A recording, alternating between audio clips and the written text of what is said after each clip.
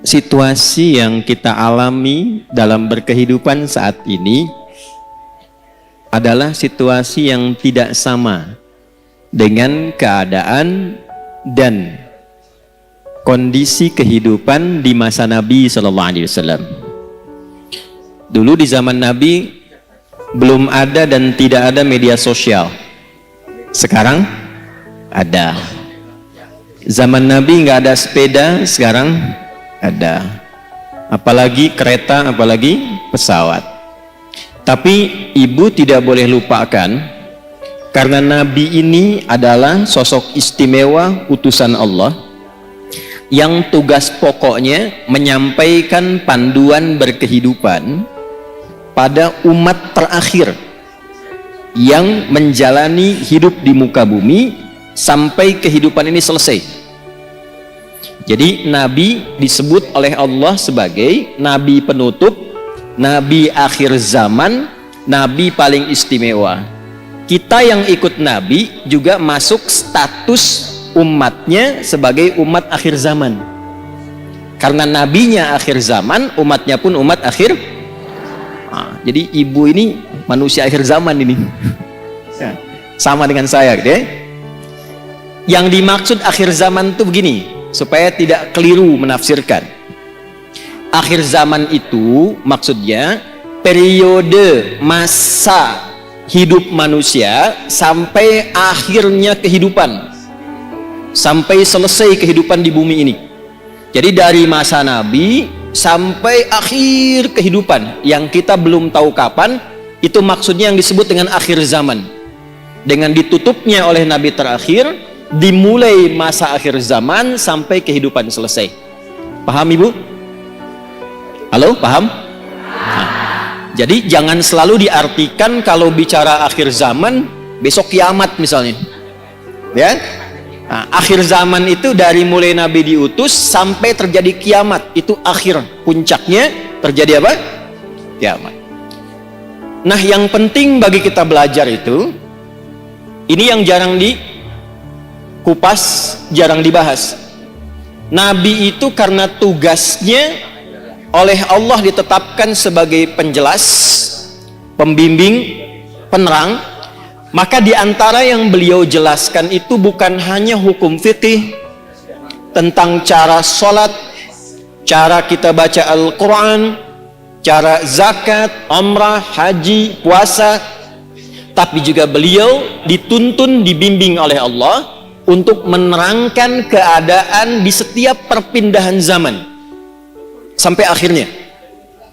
Misal, Nabi pernah komen begini dalam sabdanya. Kalau beliau sudah komen, kita langsung subscribe aja ya, sama like, gak usah ikut komen lagi. Khairul qarni, era terbaik itu kata Nabi, eraku. Kemudian era setelahku, sahabat. Kemudian era setelah itu, tabi'in. Jadi ada era Nabi, era sahabat, era tabi'in, kemudian yang dekat ke tabi'in. Semakin berganti eranya, akan semakin banyak masalahnya. Ada satu kalimat Nabi, nanti yang akan jadi ukuran kira-kira kita itu hidup di era yang bagaimana situasinya.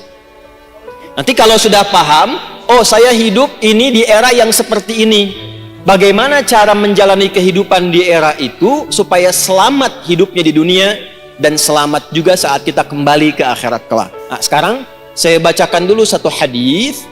Nanti menurut Ibu kira-kira kita sudah berada di era itu atau belum? Karena di zaman Nabi itu belum terjadi. Ya, paham? Nah, kalau sudah paham, mari kita tutup kajian kita. Tenang ya Bu ya. Yuk kita bacakan hadisnya pelan-pelan. Qala Rasulullah sallallahu alaihi wasallam. Untuk menyingkat saya langsung sanadnya kepada Rasulullah sallallahu alaihi wasallam.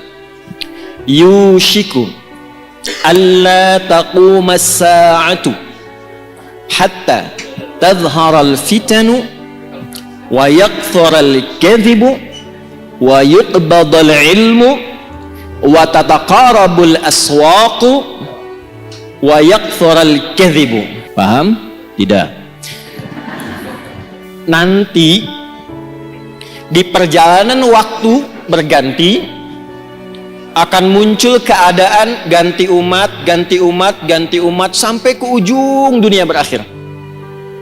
Sebelum menuju itu, kata Nabi, ada satu keadaan, kondisi yang ditandai di masa itu dengan satu, tadharal fitanu, banyaknya fitnah tersebar,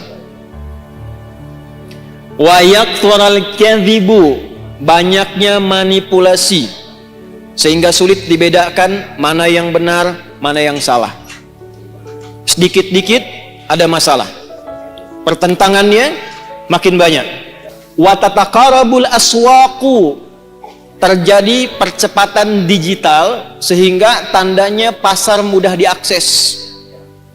Ibu dulu kalau ke pasar naik angkot kan, naik ojek manual, beli pulang ke rumah ya. Sekarang diklik barangnya datang ya. Baik. Wa yataqarabuz zamanu, nanti waktu terasa cepat.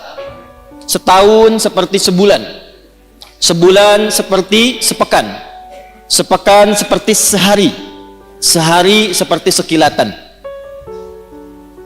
Kayaknya baru kemarin ketemu, padahal sudah setahun.